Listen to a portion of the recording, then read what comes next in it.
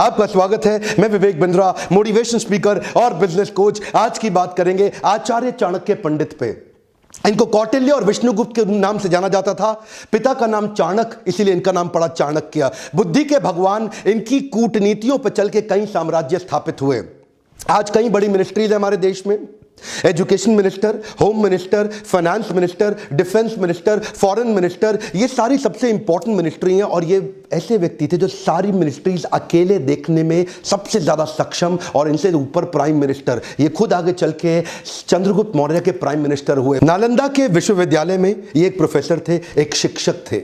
शिक्षक होने के साथ साथ इंटरनेशनल डिप्लोमेसी कैसे बिल्ड करनी है, पॉलिटिकल गवर्नेंस कैसे लाना है, प्लानिंग कमीशन को कैसे तैयार करना है, ऑडिटिंग मैकेनिज्म को कैसे तैयार करना है, इन सब में ये इतने एक्सपर्ट व्यक्ति। अगर आप भी बुद्धि अपनी बिल्ड करना चाहते हैं, बुद्धि का विकास चाहते हैं, इस वीडियो को ध्यान से देखिए। ये समुद्र शास्त्र में भी पारंगत थे। क्या होता है समुद्र शास्त्र? एक इंसान से बात करते वक्त उसके चेहरे को देख के बता देंगे कि व्यक्ति सोच क्या रहा है।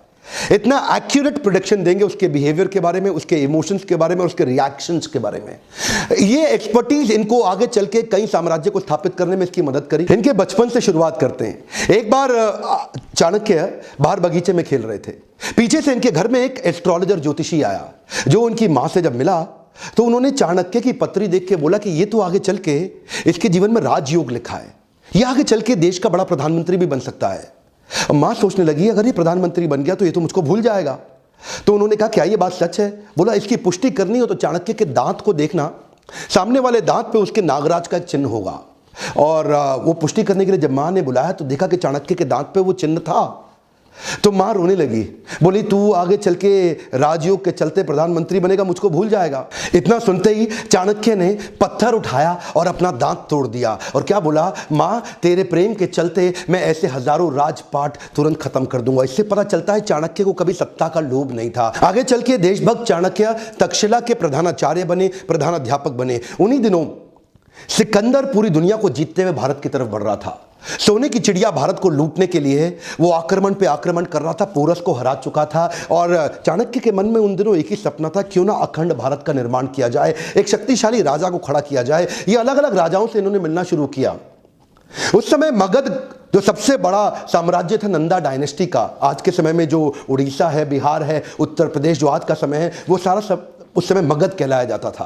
और नंदा डायनेस्टी का सबसे बड़ा राजा धनानंद, ये उसके पास गए और उसको इन्फ्लुएंस करने का प्रयास किया कि क्यों ना सिकंदर के खिलाफ हम तैयारी करें। और तब इन्होंने कहा, अच्छा उस समय धनानंद बिजी था, किन चीज़ों में बिजी था? वो प्रजा से कर वसूलता था, टैक्स लेता था और उसको अपने जुए सट्टे लॉटरी में, परस्त्री गमन में, अपने भोग विलास के अंदर खर्च कर देता था।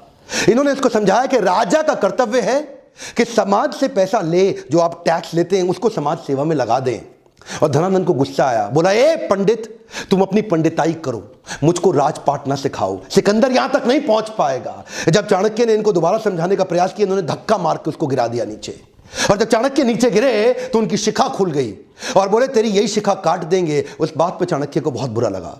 उस दिन उन्होंने एक संकल्प ले लिया कि मैं ये शिखा तब तक नहीं बांधूंगा। This is called converting anger into resolution. उन्होंने अपने क्रोध को संकल्प में परिवर्तित किया। बोला उस दिन तक शिखा नहीं बांधूंगा जब तक तेरे साम्राज्य को उखाड़ के एक अखंड भारत का राजा ना लाकर खड़ा कर दूं। बहरहाल अब चाणक्य को लगने लगा कि अब समय आ गया कि मुझे ही किसी को कल्टीवेट और बिल्ड करना पड़ेगा। चाणक्य की डिटर्मिनेशन आपको इस बात से समझ में आएगी कि उन्होंने एक यंग लड़के के प्रति अपना जीवन समर्पित कर दिया, जिसका नाम था चंदू। इसका नाम आगे चल के पड़ा चंद्रगुप्त। इसको उन्होंने ट्रेनिंग दी, बहुत सारे संस्कार और सारे प्रकार के शास्त्र उसको सिखाए। इमेजिन करिए, ये 17-18 साल के लड़के चाणक्य की मदद से इन्होंने सोचा कि मैं सिकंदर के साम्राज्य को उखाड़ दूंगा। चंद्रगुप्त को खुद को भी विश्वास नहीं था, लेकिन उनको निष्ठा थी, उनकी शरणागति थी चाणक्य पंडित के प्रति। चाणक्य उनको एडवाइस करते चले गए, गाइड करते चले गए। चंद्रगुप्त उनकी सारी बातों को मानते चले गए। ये कहते थे कि शत्रु की दुर्बलता जानने तक उसे अपना मित्र बनाए रखो। चंद्रगुप्त हैरान, बोले सिकंदर को मित्र कैसे बनाएंगे? चाणक्य ने तभी चंद्रगुप्त को समझाया कि तुम इनकी सेना में शामिल हो जाओ। किसी प्रकार से इन्होंने छोटे से बालक को उनकी सेना में घुसाया और उनका एक फेथफुल सिपाही बना दिया, जिससे अंदर की सारी जानकारियां अब चाणक्य के पास आने लगी। चाणक्य को इतना समझ में आ चुका था कि बहुत दूर से ट्रैवल करती हुई लाखों की सेना सिकंदर की शरीर से अब थक चुकी है। बोला अब इनको मन से थका देंगे। इन्होंने अंदर भ्रांतियां फैलानी शुरू कर दी सिकंदर की सेना के बीच में। देखिए, सिंध नदी अभी तक पार नहीं कर पाया था, भारत में अभी तक घुस नहीं पाया था पूरी तरीके से, और वहां भ्रांतियां फैला दी कि हमारे जो देश, भारत के जो देवी देवता हैं वो तुमसे नाराज हो चुके हैं। इन्होंने अजीबोगरीब काम कराए। कभी कभी अलग अलग दिनों में खाने में जहर मिला देते थे, द्विकंटक नीति के साथ छोटे छोटे अटैक करा देते थे, उनके देश के झंडे को जो पहाड़ पर लगा हुआ है उसको जला देते थे, अलग अलग प्रकार की विस्मक भ्रांतियां फैला देते थे, लोगों के अंदर कंफ्यूजन आपस में उनको लड़वा देते थे। 15, 16, 17, 18 साल के 10-15 लड़कों की मदद से इन्होंने उस सेना को खोखला बनाना शुरू किया, उनका मनोबल तोड़ना शुरू किया। सिकंदर ज्यादा लंबे समय तक रुक नहीं पाया। क्या कहते हैं, जो जीता वही सिकंदर? गलत है सर, जो जीता वही सिकंदर नहीं, जो जीता वही चंद्रगुप्त मौर्य। ये किसी को नहीं पता, सिकंदर भारत में कभी घुस ही नहीं पाया। चंद्रगुप्त मौर्य केवल गाइडेंस लेते रहे आचार्य से, और आचार्य चाणक्य पंडित की गाइडेंस में पूरी सेना को उखाड़ के बाहर कर दिया। इससे क्या हुआ, अब इनमें कॉन्फिडेंस बहुत आ गया। 5000 हाथी घोड़ों की एक सेना बना के सोचे कि मगध की राजधानी पाटलिपुत्र पर जाकर के एक हमला कर देते हैं और धनानंद को भी उखाड़ देंगे। अब ये ओवर कॉन्फिडेंस इनके लिए नुकसानदायक रहा। ये पहुंच तो गए 5000 की हाथी घोड़ों छोटी सी सेना लेके, लेकिन आधे दिन के अंदर दोपहर होते होते ही मगध की सेना ने इनको उखाड़ के बर्बाद कर दिया, खत्म कर दिया। किसी प्रकार से चंद्रगुप्त चाणक्य ने अपनी जान बचाई, भाग करके एक झोपड़ी के पीछे जाके छिप गए। अंदर मां कुछ खाना बना रही थी बच्चे को लेके, और बच्चा वो जो गरम गरम खिचड़ी थी खौलती हुई, उसमें हाथ डाल के जैसे ही खाना खाने लगा उसका हाथ जल गया। और तभी मां चिल्लाई, अरे पागल हो गया है तू, तो चाणक्य की तरह मूर्ख है, खिचड़ी के अंदर गरम गरम हाथ डालेगा तो जल ही जाएगा। परिधि से कोने कोने से खिचड़ी को खाओ, ठंडा करके आराम आराम से, कोने कोने से खाओगे हाथ नहीं जलेगा, बीच में हाथ डालोगे हाथ जल जाएगा। चाणक्य ने जाके बीच में मगध के झगड़ा कर लिया, उसको बाहर बाहर से तैयारी करनी चाहिए थी। यह बात सुनते ही चाणक्य की आंखें खुल गई, उनको अपनी गलती का एहसास हुआ। उन्होंने जाकर के औरत के पांव छुए और बोले, माई तुमने मुझको एक नई बड़ी शिक्षा दी। चाणक्य में सबसे अच्छी बात क्या थी, वो कई बार तकलीफों में आए क्योंकि बड़ी रिसोर्सेस सेना नहीं थी। धनानंद उस समय सबसे बड़ा साम्राज्य था उनका, नंदा डायनेस्टी का, लेकिन इन्होंने जाकर के 7 स्ट्रैटेजीज बनाई। पहली जो उन्होंने मां से वही सीखी कि परिधि पे हमला करो। परिधि मतलब बाहर का सर्कमफ्रेंस, जो बाहरी घेरा होता है। तो धनानंद के बाहरी घेरे में जिन जिन राज्यों पे उसकी कमजोर पकड़ थी, जहां जहां उसकी वहीं से इन्होंने हमले करने शुरू किए, छोटे छोटे हमले करने शुरू किए, जिसके लिए इन्होंने दूसरी स्ट्रैटेजी अपनाई, विष कन्याओं की टीम तैयार करी।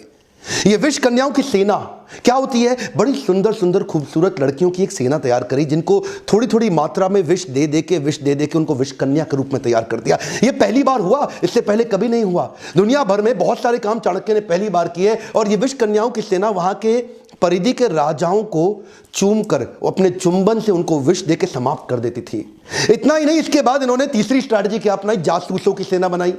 इतने जासूसों को ट्रेनिंग दी कि जासूसों को कैसे बढ़िया जासूसी करके सारी खबर अंदर की लाके देनी है। अब चाणक्य को समझ में आ गया, स्ट्रैटेजिकली चलेंगे। ये क्या कहते थे, शत्रु के साथ लेकर के कभी गुस्से से शत्रु के बारे में मत सोचो। अगर गुस्सा आ जाएगा शत्रु के खिलाफ तो आपकी एनालिटिकल एबिलिटी खत्म हो जाएगी। तो चाणक्य जो आंकलन करते थे ना, एनालिसिस, वो ऐसा इतना जासूसों से इतनी इंफॉर्मेशन लाते थे, और कभी कभी जासूसों की भी जासूसी करा देते थे। चाणक्य इतने एक्सपर्ट थे कि पैरेलली चौथी स्ट्रैटेजी बना रहे थे, building a high performance team. ये इन्होंने कैसी करी, इन्होंने वात्सायन मुनि का एक वेश धारण कर लिया, और ये जानते थे कि अगर बड़ी सेना बनानी है तो उनके मन, बुद्धि और आत्मा को जीतना पड़ेगा। एक पॉपुलर अपने आप को वात्सायन मुनि के भेष में जाकर के लोगों को जगह जगह कथा प्रवचन करते थे, और उनको धीरे धीरे इंस्पायर करते थे कि तुम चंद्रगुप्त की सेना को ज्वाइन कर लो। ये जानते थे कि प्रेम से बात करूंगा और आध्यात्मिक बात करूंगा, लोग प्रभावित हो जाएंगे, प्रभुभावित हो जाएंगे, और मेरी स्टोरी और मेरी कहानी पे विश्वास करेंगे और चंद्रगुप्त की सेना को ज्वाइन करते चले जाएंगे। उनकी आत्मा, मन, बुद्धि को जीतने के बाद अपनी वाणी की शक्ति से उनको प्रभावित करके एक एक करके धीरे धीरे 8 लाख लोगों की सेना तैयार कर दी। यह सेना ऑलरेडी 4 गुना बड़ी हो चुकी थी अब धनानंद से। इनके पास हाथी घोड़ों की बड़ी सेना और घुड़सवार रथों की बड़ी सेना, पैदल सिपाहियों की सेना, इतनी बड़ी सेना धीरे धीरे ये देखिए इस सारी स्ट्रैटेजीज पैरेलल करते चले गए। हमारे देश में आज आरक्षण का बड़ा चक्कर चल रहा है ना, वहां पे आरक्षण के चक्कर के सख्त खिलाफ थे। ये कहते थे केवल योग्य व्यक्ति को आगे बढ़ाऊंगा, your country is only as powerful as your lieutenants.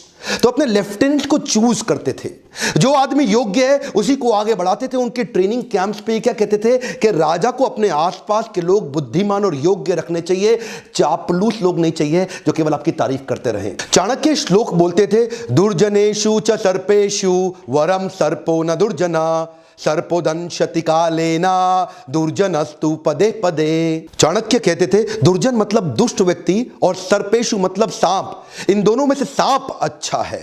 वरम सर्पो न दुर्जना, दुर्जन को छोड़ दो, सांप के साथ रह लो। सर्पोदंशति कालेना दुर्जनस्तु पदे पदे, सांप तो एक ही बार काटेगा, एक ही बार डसेगा, लेकिन दुर्जनस्तु पदे पदे, दुर्जन व्यक्ति हर कदम पे आपको डसेगा, हर बार डसेगा। इसीलिए क्या कहते थे कि मैं टीम ऐसी तैयार करूंगा जो केपेबल लोगों की हो और दुर्जन ना हो। तो ये एक हाई परफॉर्मेंस टीम तैयार करते गए और साथ साथ ये छापामार युद्ध के छोटे छोटे प्रयास करते गए। ये इनकी अगली स्ट्रैटेजी समझिएगा। एक तो देखिए होता है कि टेस्ट एंड लॉन्च और एक होता है launch and test. Test and launch क्या होता है? पहले छोटे छोटे टेस्ट करो, पायलट एक्सपेरिमेंटेशन करो, छोटा टेस्ट करो और उसके बाद उसको वैलिडेट करो। और दूसरा क्या है, पहले लॉन्च कर दो और बाद में देखना टेस्ट करके रिजल्ट आया कि नहीं आया। जो पिछली गलती करी थी 5000 घोड़े सैनिक के साथ, वो क्या था, पहले लॉन्च कर दिया, बाद में टेस्ट से पता चला कि ये फेल हो गए। अब क्या करते थे, अब कहते थे अभ्यास करेंगे।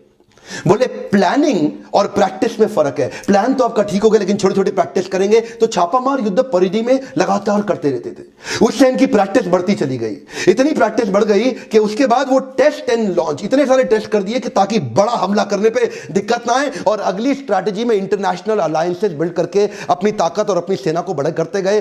कश्मीरी राजा प्रवर्तक को उन्होंने अपने साथ में लिया और बाहर से कई यूनानी राजाओं को भी अपने साथ लिया, जो ये पिछली बार पहले जीत चुके थे ना सिकंदर को, तो वहां से कुछ यूनानी राजाओं के साथ भी उन्होंने सपोर्ट लिया।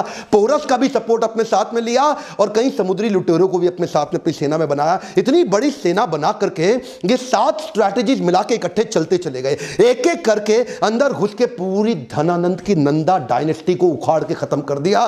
धनानंद कभी सपने में नहीं सोच पाया, वो तो शराब के नशे में रहता था, प्रजा के टैक्स को अपने मजे के लिए खर्च कर देता था। लेकिन चाणक्य जानता था अखंड भारत का सपना मुझे ऐसे ही पूरा करना होगा। ये 7 पैरेलल स्ट्रैटेजीज पे आप वीडियो को वापस घुमा घुमा के ध्यानपूर्वक देखिए। ये तो थी चाणक्य की 7 पैरेलल स्ट्रैटेजी धनानंद को जीतने के लिए। इसके बाद अखंड भारत को उन्होंने बढ़ाया कैसे? Kabul, Gandhar, Kandahar, Balochistan, Turkmenistan, Kyrgyzstan, central Asia तक उन्होंने एक छत्र राज्य कैसे एस्टैब्लिश किया, ये अभी नहीं बताऊंगा, ये अगले वीडियो में बताऊंगा।